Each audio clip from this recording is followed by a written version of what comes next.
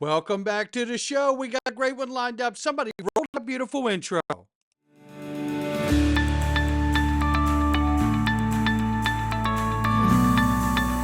Digital Perspectives with Brad Kimes. Come on in.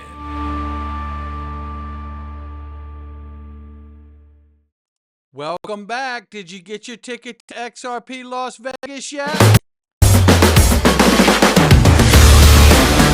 XRP community, the SEC versus Ripple case is over.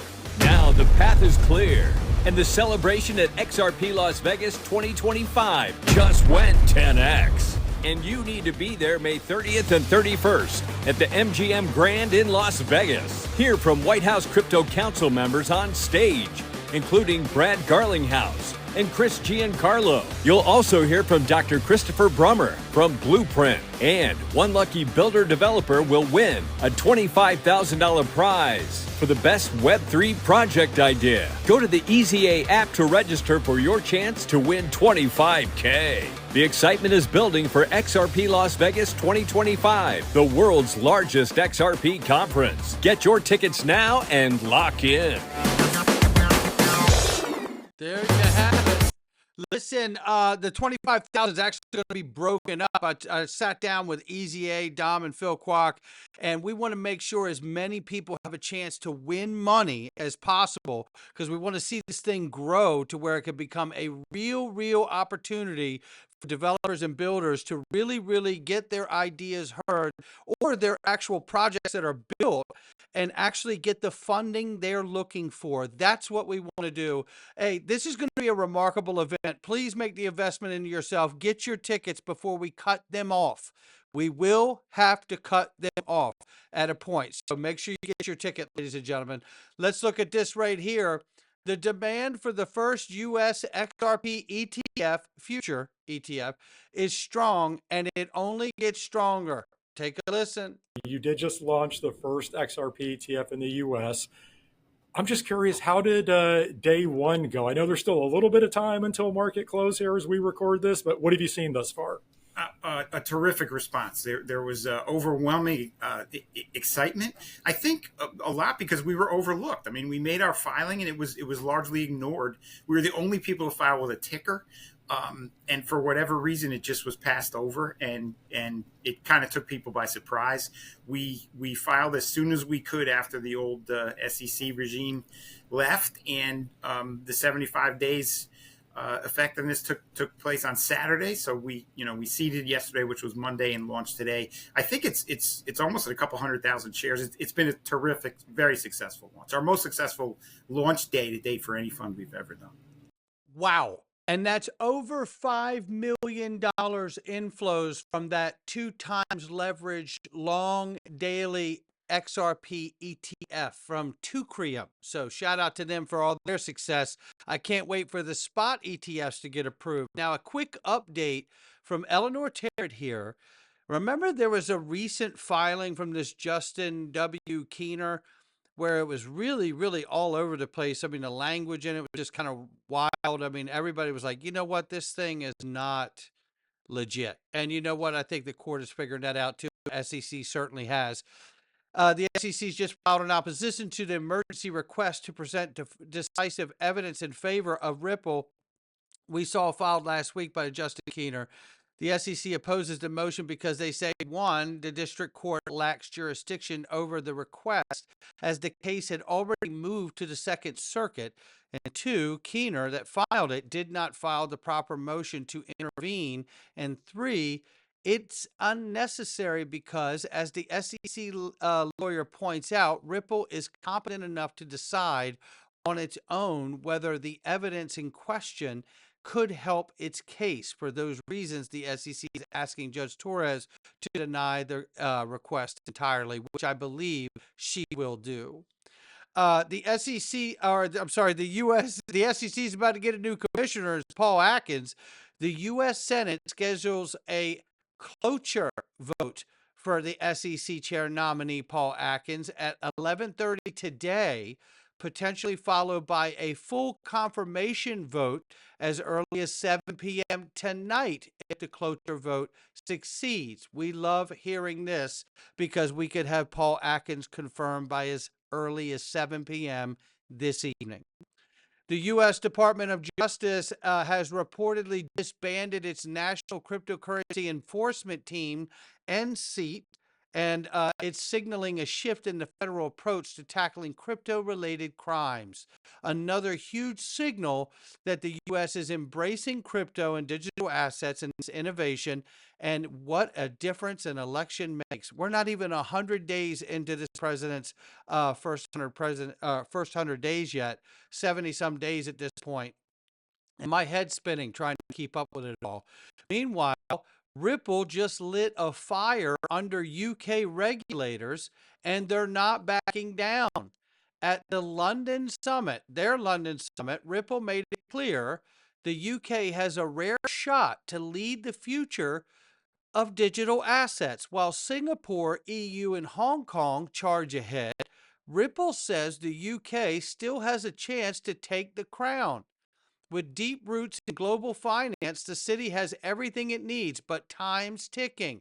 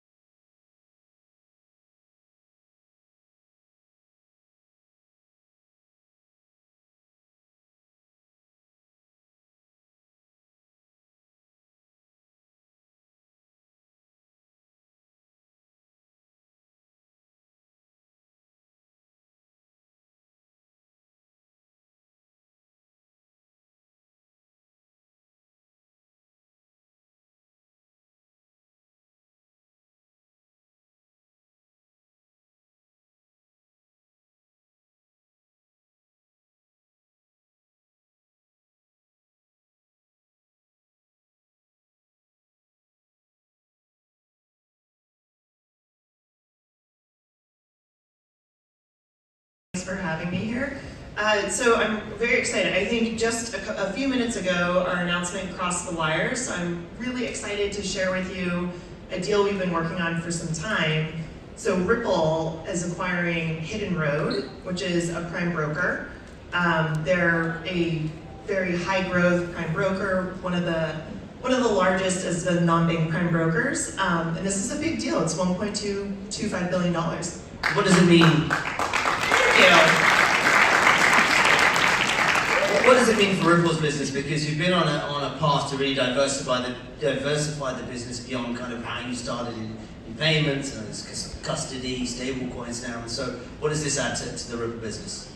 It's all coming together. So we've talked for a long while about institutional decentralized finance. Many of us here talk about institutions coming into the world of blockchain and DeFi. And this is going to blast that into a new milestone, kind of a new stratosphere. So the idea here is Hidden Road, through its prime broker business, is able to supercharge a lot of what we do. So using Ripple USD, the stable coin, as collateral for all of its prime brokerage services, as well as using XRP Ledger for a lot of its post-trade services. And of course, we've actually known Hidden Road for years because we've been a client of theirs on the payment side to provide FX and those services to payments. So there's many good synergistic opportunities. In terms of, and we've spoken over the years about the potential for growing institutional adoption of of crypto and institutional participation in crypto as well. These kind of acquisitions and some of the push you've made into custodial services and what we see more broadly across the industry, are you seeing now some of that institutional adoption happening? Yeah, absolutely. I mean, Hidden Road's a great example too, because they serve TradFi, but a good part of their business is in digital assets. I mean, us being a client of theirs for years, as I mentioned, but many other of they have hundreds of clients, do more than $3 trillion in volume a year. So they've been in this business for a while, and that's, I think, why this made so much sense to them. The CEO and founder, Mark Ash, is very visionary and really believes in the power and benefits of efficiency, providing 24/7 settlement for things like post and collateral and, as part of trading. So I'm just so excited to see being able to bring hundreds of institutions into the world of blockchain in a pretty seamless way, because now that we're going to be one joined family, we'll be able to kind of click the services together. You mentioned that the involvement of the Ripple USD stablecoin as well in that. Can you just give us a sense of how that's going to be used as part of this acquisition, and also XRP as well, if at all? Yeah, so for RL USD, this is the Ripple US dollar stablecoin, which we just launched it at the end of last year in December. It's now exceeded, I think, 300 million in market cap. It's done $10 billion in trading. So we're off to a strong start, but this is order of magnitude bigger in terms of the volume opportunity, where Hidden Road's doing $3 trillion a year for its clients. So the key use case will be using it as collateral, and I think the unlock there for Hidden Road and its client base is having it on chain for 24/7 movement and settlement. And then for XRP, so I mentioned that thinking about their set of services in the prime brokerage business across FX and fixed income, repo, and others, bringing those things onto XRP Ledger. And that'll take some time to kind of evaluate and create the right integrations for it to come true, but they're totally bought in on it. Can we just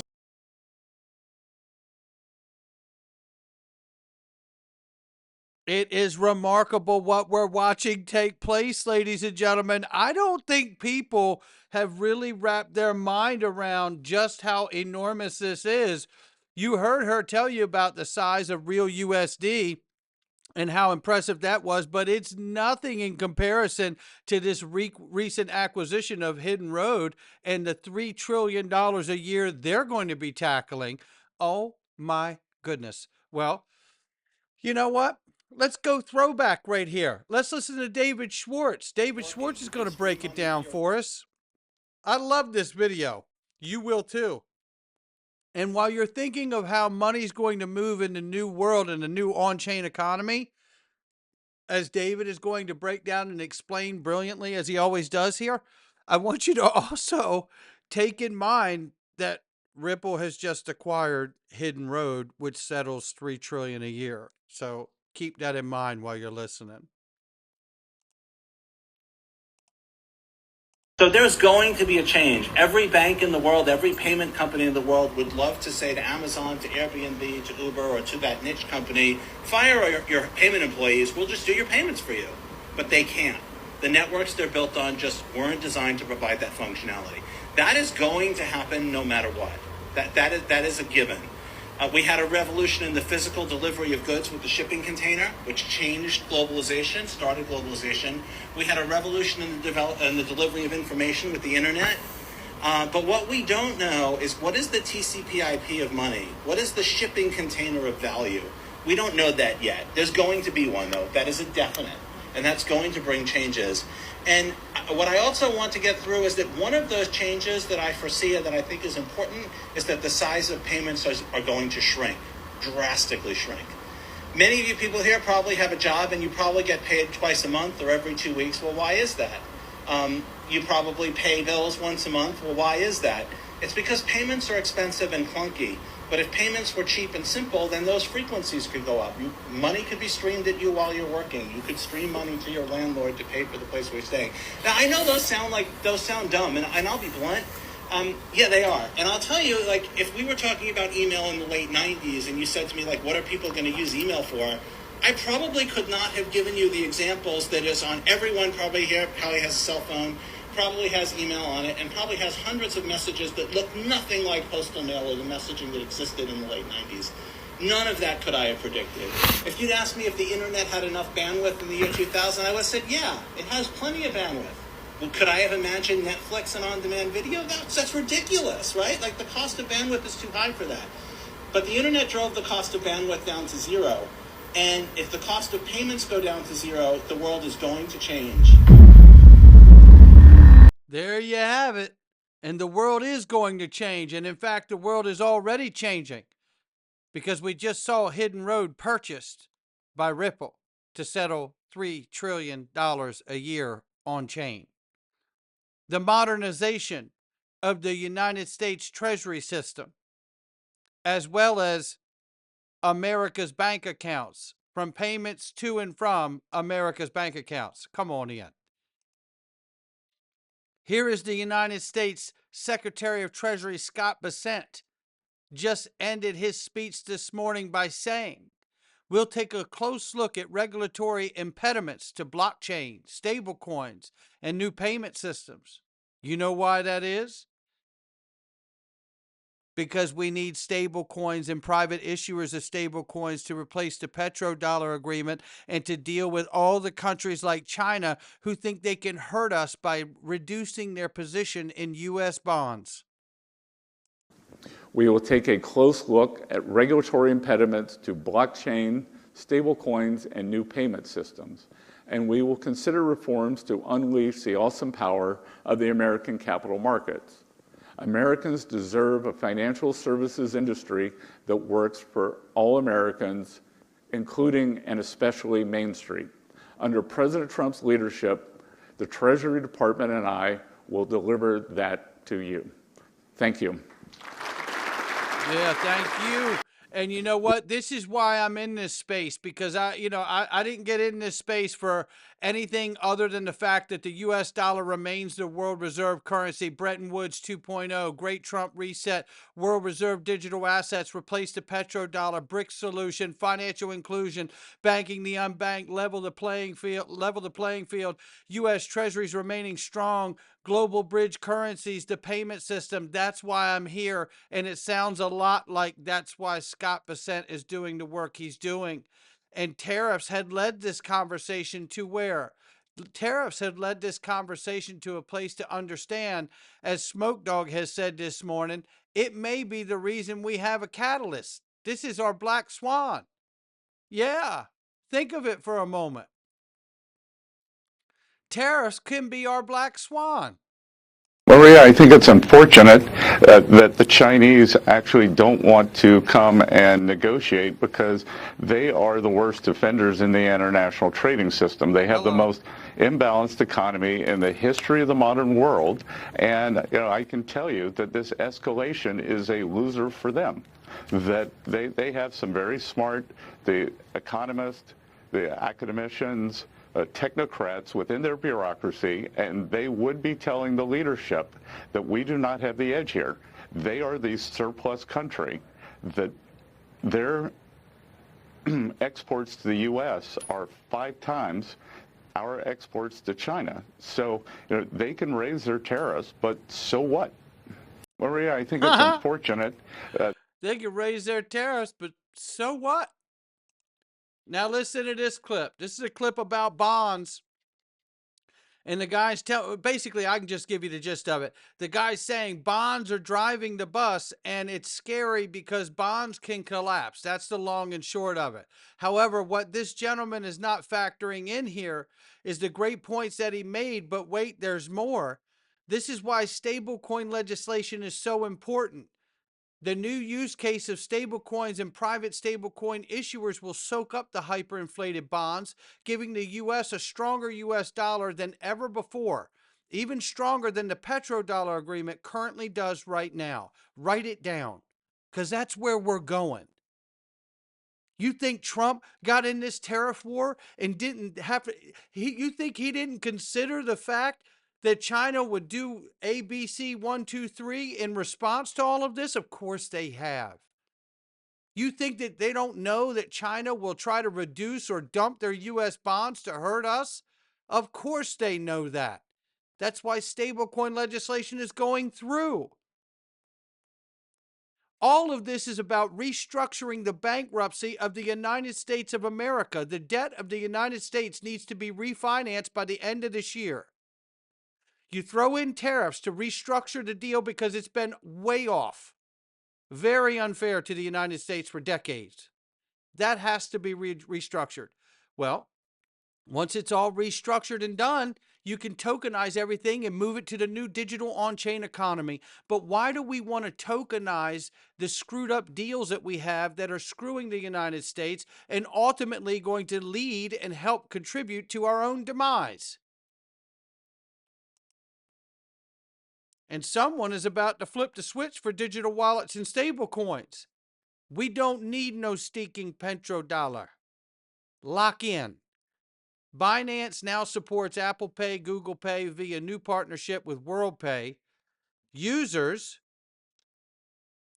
can purchase crypto instantly with their linked cards on Apple Pay and Google Pay. Facebook, everybody else, X, they're all getting ready to launch a digital wallet in conjunction with stablecoin legislation that's coming. The private issuance of stable coins is going to make the dollar stronger than it is right now under the petrodollar agreement. Then what's China going to do? That's why the U.S. Treasury Secretary can look at China in a news interview and go, yeah, so what? Not to mention the fact that China's economy is based on constant exports. And if we tariff the daylights out of them, all those companies paying the tariffs can't survive. It's very short-lived. This is very short-lived. China will break. Standard Charter is back to making super bullish crypto-related predictions, saying XRP will hit $5.50 by the end of the year and $12.50 in 3 years. I say if it takes 3 years to hit $12.50, Ripple's failed. XRP's not really doing well. I don't think we're going to take 3 years to hit $12.50. I just don't myself personally. But they gave themselves plenty of wiggle room.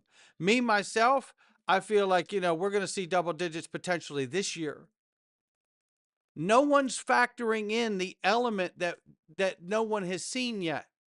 One, legislation in the crypto space for crypto for payments inside the financial system.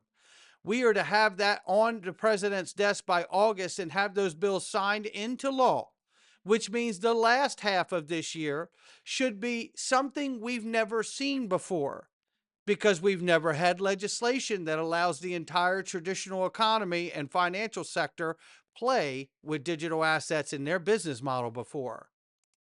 So bring on the $5, bring on the $8. I'm here for it. I'm also here for the 3, 4, and 5 digits that I know that this world's going to give us as they tokenize onto the new digital on-chain economy. That's going to do it for me. Not financial advice from me or anyone else. I'll catch all of you on the next one.